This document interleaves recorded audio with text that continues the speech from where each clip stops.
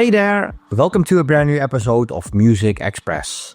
My name is Twan, and in this week's vlog you will see my interview with Nic Vegter about the Solid Globe classic Sahara. But before we start with the interview, please make sure to subscribe to my channel, and very important, also make sure to click the bell button, because then you will get a notification the next time a new vlog is online. And if you enjoy my interviews and you want to support Muzikxpress, you can do that via one of the links in the video description. Every donation is very much appreciated. Alright, here it is, the story behind Sahara by Solid Globe, my interview with Nic Vegter. Enjoy! Nic Vegter is a Dutch producer who you might know from acts such as Nickelson, Cyclone, Malgosia, Classified Project, The Infernal Machine, and he also released tracks under his own name, Nic Vegter. But Nic was also active as Solid Globe, which was a trance project he did together with Raz Nitzan. In my previous interview with Nic, we already spoke about the story behind the Solid Globe debut track North Pole, but of course I was curious as well about the story behind another big Solid Globe classic, Sahara. Sahara was the follow-up single of North Pole, which was a big success. My first question to Nic was if they started to work on Sahara soon after the release of North Pole. Yes, I guess we did. You know, North Pole was doing very good in all the dance in the clubs and DJs. So we really thought, okay, we have to make a follow-up on this one because, you know... Did you feel it was more difficult to come up with another track? North Pole was very successful, so I can imagine you guys felt some pressure to deliver another hit. Yes, we did, but actually that one still we managed well. This time actually we had an idea with the guitar. My little brother-in-law back then, he was also playing with keyboards. And he actually played with my guitar plugin of the Native Instruments guitar plugin, and he came up with the guitar chord sequence, René van Dijk, and that was the basis where I made the beats on and the chord progression, and then again Raz Nitzan came with his simple. One chord, one finger melodies, which he's very good at, and it's very important. And he played that distinctive cat sound. Yeah, people call I think the dying cat sound or something like that. Dying cat sound. Yeah. He gave that name. Raz gave the name to that sound. It is actually a sound from the Access Virus synthesizer, and I think it is a preset. And we might have changed it a bit because that's what we always did. But it's when Raz played that melody and it sounded like a cat, and that's what he thought. And ever since then it's called the cat sound, the dead cat sound. So that's very funny. Yeah. So what other kind of equipment did you use for the track? Well, this time there was indeed the Access Virus. But still, almost every track we had the GP8000 Roland trance machine. And I think I used the Yamaha AN1X. It was also one of my standard go-to synthesizers for string, for nice strings. So that's what we used. And then we might have used my TR-909. We used to sample, of course, a lot of bass drums, but I had the real one. When we had some success with other records earlier, I really wanted that TR-909 to be part of my studio. I once saw Underworld perform live, and that was, the first time I saw that 909 in, just taking all the credits for the buzz and the energy.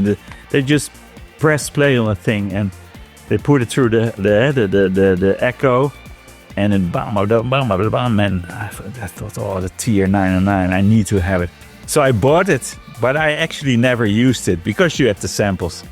And on that track, on Solid Globe Sahara, I thought, well, let's use the real 909. So that was also, it had a purpose. Yeah, otherwise it would have been a bit of an expensive piece of decoration. It was, yeah. Yeah. So how long did it take you guys to finish Sahara? Same as with North Pole, probably quite long because of me, because I'm slow. I mean, musically it was quite fast, you know. We had the cat sound, the dead cat sound, the melody.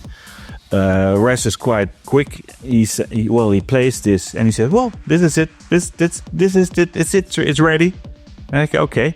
And then the mixing process comes in because there are quite much layers again. I would mix the track and I'm just slow, so it might have taken 1, maybe even 2 months, but a long time. Yeah. So after North Pole, this one was called Sahara. So who came up with that title? You know, we were in the global thingy, so it is.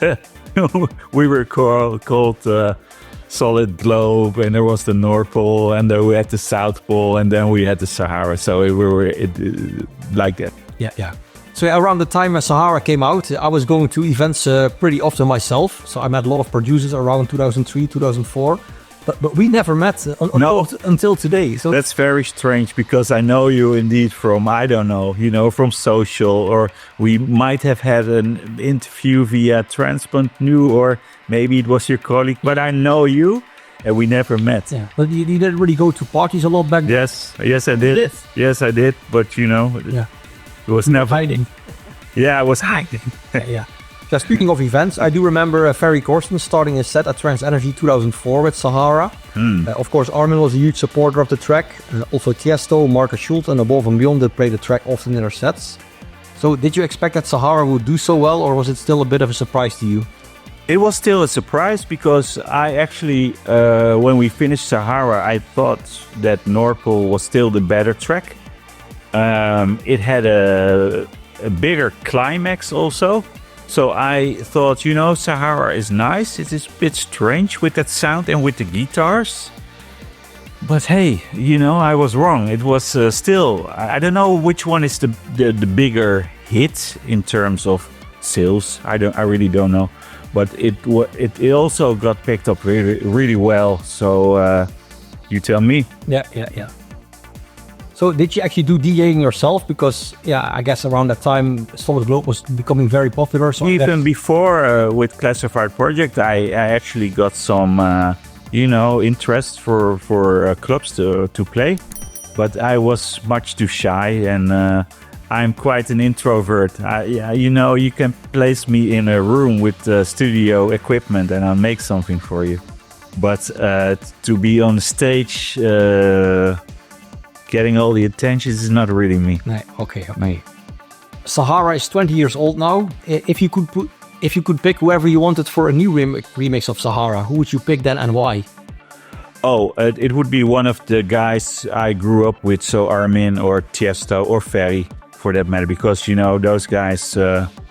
When I was making this music, that was their time. It was my time also, but they got big with DJing, and I stayed in my little studio. But that's the guys from the same era, so that would be very nice to see an Armin or a Ferry or a Tiesto mix. I do remember that, like when I was listening to A State of Trance back then, I think like almost every week there was like a track from you in. Unbelievable, yeah. We were like hofleveranciers. Yeah, I was just thinking what the English word for that is. Yeah, we almost every week we were like the week or future classic or something like that, and. Even a few years ago, it was again the future classic, or no, how did he call it? Ruben de Ronde, he came with the suggestion. Story, Yeah, he said, well, I want to... Service for Dreamers, that was it. Oh, okay, yeah. And Ruben de Ronde said, I've picked Sahara again. So that was only a few years ago. So it's like also, it's quite an evergreen like North Pole. They just keep coming back. So now and then. Good for you. Yeah. So after the release of Sahara, you guys did release some other Solid Globe tracks, such as Lost Cities, Found, Black Wood and Crystal Water, for example.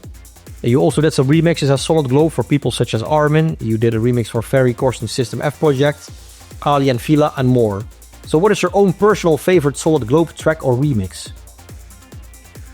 I think the Alien Villa I liked really. Higher Force. Yeah, I like that one.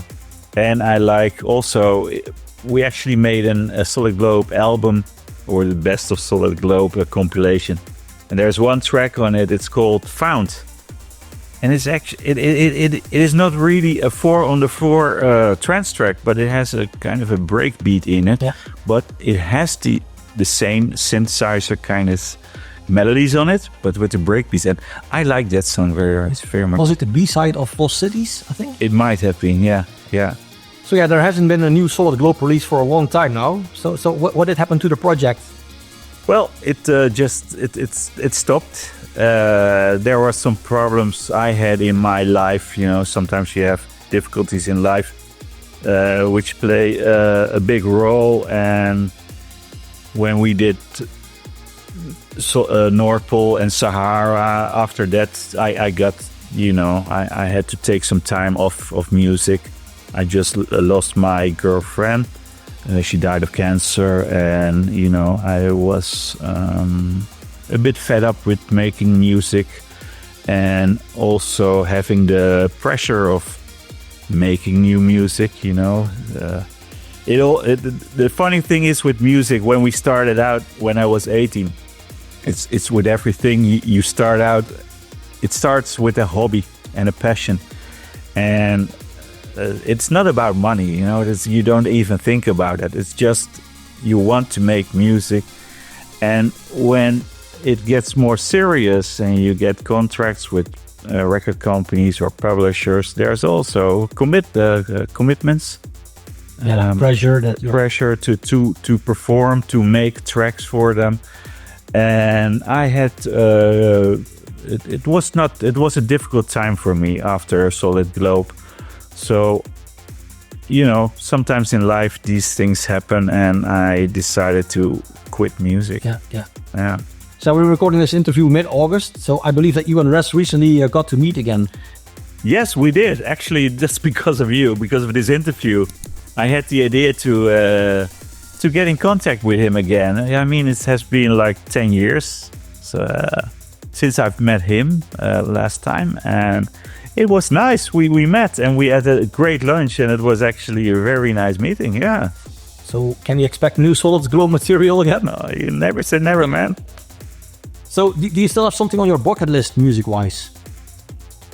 Well, maybe that. Maybe one more Solid Globe would be a very nice thing to do. I don't know if it's possible, but you never know. Yeah, exactly. Well, let's see what happens. Well, thank you for your time and good luck on everything. Thank you. Alright, that was it. This week's vlog, the story behind Sahara by Solid Globe, my interview with Nic Vegter. Nick, thanks a lot for your time, much appreciated. Thank you for watching, I hope you enjoyed the vlog. If you did, make sure to give this video a like, leave a comment in the comment section below, and very important, make sure to subscribe. Also make sure to click the bell button, because then you will get a notification the next time a new vlog is online. And also don't forget to check out my other interviews with Nic Vegter. You can find links to every interview in the video description as well. Once again, thanks for watching, and until next time, bye bye.